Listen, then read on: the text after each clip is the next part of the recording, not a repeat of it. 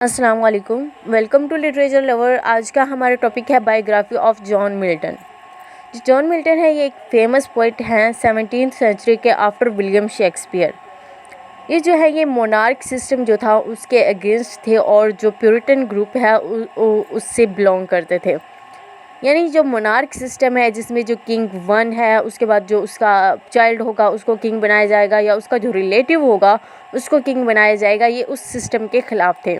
और ये चाहते थे कि हमको राइट दिया जाए कि हम खुद ही अपने लिए जो किंग है उसको उसकी जो एबिलिटीज़ हो उनकी बुनियाद पे हम उनको सिलेक्ट कर सकें। तो इस हवाले से ये उनके अगेंस्ट थे।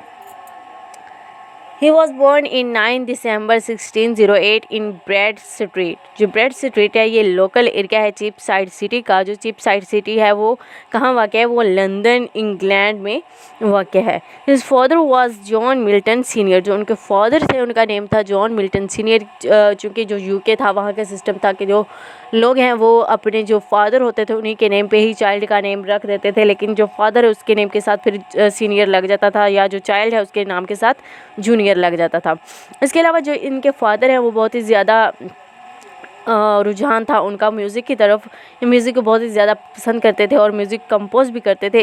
यही वजह है कि जो जॉन मिल्टन है इनका भी जो ये भी पोइट्री को लाइक करते हैं और जो इनका भी रुझान म्यूज़िक की तरफ है, ये म्यूज़िक को पसंद करते हैं।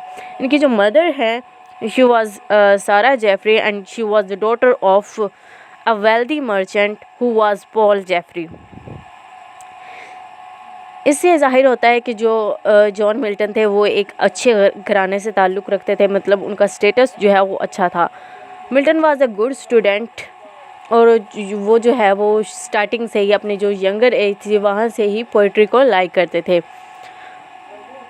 उनको ट्यूशन मास्टर प्रोवाइड किया गया होम में ही, घर में ही, जो कि एक स्कॉटिश था ट्यूटर था और जिनका नेम था थॉमस यंग, जो कि एमए की डिग्री होल्ड करते थे। He gave interest towards poetry to John Milton. उन्होंने भी इंटरेस्ट डेवलप किया पोइट्री के तरफ जाने के लिए जॉन मिल्टन में। जॉन मिल्टन जो है ये 6 सिबलिंग्स थे, जिनमें से 3 की डेथ हो गई और जो 3 हैं उन्होंने इनके समेत जो 3 हैं उन्होंने सर्वाइव किया। When he was 12 years old, he was sent to St. Paul's School in 1620। अब उन्हें जो सेंट पॉल स्कूल में क्यों एडमिशन करवाया गया उनको वहाँ पे क्यों भेजा गया? To study Greek, Latin and classical languages. जो उनके मुख्तलिफ लैंग्वेजेस थी उन पर ग्रिप हासिल करने के लिए उनको सेंट पॉल स्कूल भेजा गया। ही मेट विद चार्ल्स ड्यूडेटी इन 1621। वहाँ पे जहाँ वो स्कूल गए वहाँ पे वो अपने एक फ्रेंड से मिले जिनका नेम था चार्ल्स ड्यूडेटी। और इसके बाद जब इन्होंने अपनी स्टडी कंप्लीट की, यहाँ से अपनी एजुकेशन स्कूल से एजुकेशन कंप्लीट करने के बाद ये कैम्ब्रिज यूनिवर्सिटी चले गए और जो इनका फ्रेंड था ड्यूडेटी वो चला गया ऑक्सफोर्ड यूनिवर्सिटी। इसके अलावा इन्हें ग्रिप हासिल थी बहुत सी लैंग्वेजेस थे पे, जिनमें से हैं English, Latin, Greek, French, Spanish, Italian, old English and Dutch languages. तो ये सारी लैंग्वेजेस थी जिन पे उन्होंने ग्रिप हासिल की। He wanted to become priest in the Church of England. In 1625, he got admission in Christ Church College at Cambridge University. इन्होंने 1625 में क्योंकि ये प्रीस्ट बनना चाहते थे तो इसी शौक में उन्होंने जो क्रिस्ट चर्च कॉलेज था कैम्ब्रिज यूनिवर्सिटी के अंदर वहीं पे ही एडमिशन लिया। वहाँ पे इनको बुलाया जाता था लेडी ऑफ क्रिस्ट कॉलेज, क्योंकि इनके जो बाल थे वो बहुत लंबे थे और जो इनकी लुकिंग थी वो लड़कियों की तरह थी और इनकी आंखें कंजी थी, रंग गोरा था, जिसकी वजह से इन्हें लेडी ऑफ क्रिस्ट कहा गया। 1626 में उन्हें कॉलेज यूनिवर्सिटी से निकाल दिया गया क्योंकि उनका जो आर्गूमेंट है वो बहुत ज़्यादा ट्यूटर बिशॉप जो उनका ट्यूटर था उनके साथ हुआ। लेकिन बहुत ही जल्द फिर ये वापस आ गए कैम्ब्रिज यूनिवर्सिटी में और इन्हें एक न्यू ट्यूटर असाइन किया गया जिनका नेम था नेथनील टॉवे। इन्होंने सीरियस पोएम जो हैं 2 लिखी 1628 में, जिनमें थी on the death of a fair infant और डाइंग ऑफ कर्व, जो कि इन्होंने लिखी थी अपनी भांजी के लिए, जो कि 2 इयर्स ओल्ड थी। उसकी डेथ हुई थी 1628 में, जो कि इनकी सिस्टर एने मिल्टन की डॉटर थी। ये एलिजी इन्होंने लिखी थी उसके लिए, लेकिन ये एक पब्लिश्ड वर्क नहीं है, सिर्फ और सिर्फ ये एक रिटन वर्क है। उन्होंने अपनी जो बैचलर ऑफ आर्ट्स की डिग्री है वो 1629 में कंप्लीट किया, और जो मास्टर ऑफ आर्ट्स की डिग्री है वो 1632 में कैम्ब्रिज यूनिवर्सिटी से इन्होंने कंप्लीट की। इसके अलावा ये बहुत ही ज़्यादा जीनियस स्टूडेंट्स थे, जिसका अंदाज़ा इस बात से लगाया जाता है कि जो वीक स्टूडेंट्स थे वहाँ कैम्ब्रिज यूनिवर्सिटी में उस वक्त 24 स्टूडेंट थे, और उस बैचलर्स ऑफ आर्ट्स की जो डिग्री थी उसमें इन्हें 4th रैंक जो है वो मिला था। 25 दिसंबर 1629 में इन्होंने एक जो है पोएम कंपोज की थी, जिसका नेम था on the morning of Christ's nativity, जो कि क्रिसमस के दिन लिखी गई थी। His first published poem was on Shakespeare 1630। उन्होंने 1630 में एक पोएम लिखी जिसका नेम था ऑन शेक्सपियर। उसको बाद में ऐड कर दिया था सेकंड फोलियो, जो कि प्ले था शेक्सपियर का 1632 में। उन्होंने कुछ सोनेट्स लिखी और कुछ लिरिक्स लिखे जिनको इंक्लूड किया गया आ मास्क में, जो कि मिक्सचर था पोइट्री, डांस और सॉन्ग्स का। इन अप्रैल 1637 his mother Sarah died. He wrote poem Lycidas as a pastoral elegy for his friend Edward King। 1637 में उन्होंने एक पोएम लिखी थी, पेस्टरल एलिजी जो पोएम थी वो लिखी थी अपने फ्रेंड को डेडिकेट करने के लिए, एडवर्ड किंग को, जो कि 25 इयर्स ओल्ड में जिसकी डेथ हो गई थी। तो अब पेस्टरल एलिजी क्या होता है? पेस्टरल एलिजी जो है उसमें 2 पर्सन जो है उनको रिप्रेजेंट किया जाता है, जिसमें जो फर्स्ट पर्सन होता है उसकी डेथ दिखाई जाती है और जो सेकंड पर्सन होता है उसकी मॉर्निंग दिखाई जाती है। इसके अलावा जो इसमें ये जो पोएम है इसको मोनोडी के नाम से भी जाना जाता है।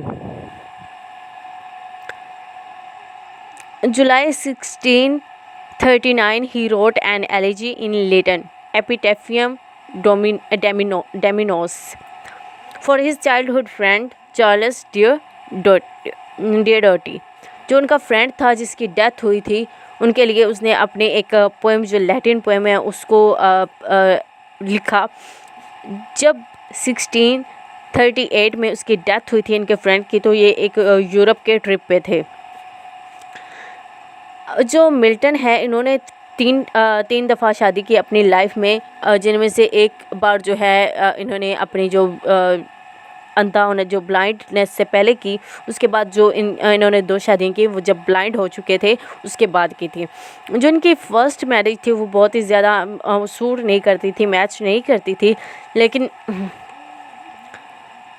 ये चली थी 1642 में इन्होंने मैरी पॉवल से फर्स्ट जो पहली शादी की थी, जिनमें से ये बहुत ही ज़्यादा इनको सूट नहीं कर रही थी, ना ये एक दूसरे से मैच करते थे। जो मैरी पॉवल थी वो 17 इयर्स ओल्ड थी, और जो जॉन मिल्टन थे ये तब 34 इयर्स ओल्ड थे। इसके बाद इनकी शादी हुई थी 1642 में और उसकी डेथ हुई थी 1652 में। इसके बाद इनकी जो सेकंड मैरिज थी वो हुई थी कैथरीन वुडकॉक से, जो कि 1656 में हुई थी और उसकी डेथ हो गई थी 1658 में।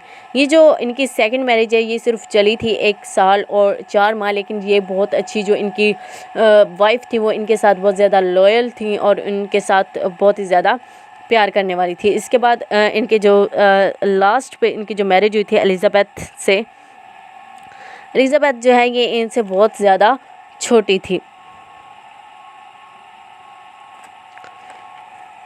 तो इनसे इनकी शादी हुई थी 1662 में। ये एक सक्सेसफुल मैरिज थी, लेकिन इन्होंने बहुत कोई भी बेबी जो है वो कंसीव नहीं किया इस मैरिज के दौरान। जो इनका फर्स्ट डाइवोर्स हुआ था उस पर उन्होंने 4 pamphlets on divorce and publish the first tract the doctrine and discipline of divorce, जो उनकी डाइवोर्स हुई थी, फर्स्ट जो इनकी वाइफ थी उनके साथ जो उनका डाइवोर्स हुआ था, उस पे उन्होंने ये लिखी थी 1643 में।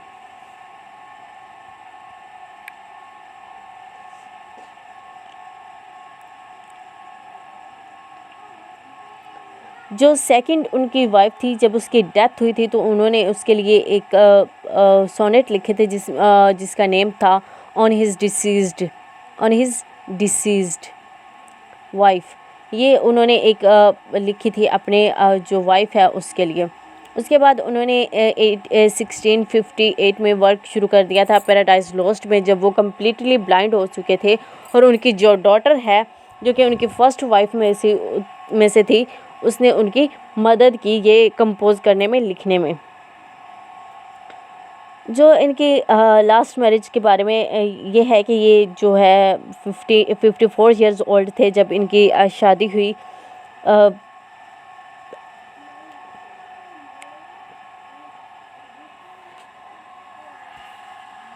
लेकिन उन्होंने कोई भी चाइल्ड जो है वो कंसीव नहीं किया। 1667 में जो है पब्लिश हुई पैराडाइज लॉस्ट। इनको जो 10 बुक्स हैं उनमें डिवाइड कर दिया गया, लेकिन ये एक एपिक, ग्रेटेस्ट एपिक वर्क माना जाता है इंग्लिश लैंग्वेज का। लेकिन अब जो सेकंड एडिशन आया उसका, पैराडाइज लॉस्ट का, उसमें इसको जो है वो 12 बुक्स में डिवाइड किया गया है, जिसको एक सीक्वल ऑफ पैराडाइज लॉस्ट कहा जाता है। उसके बाद इन्होंने लिखी थी एक सैमसन एगोनिस्ट के नाम से एक बुक इन्होंने लिखी थी। इनकी डेथ हुई थी नवंबर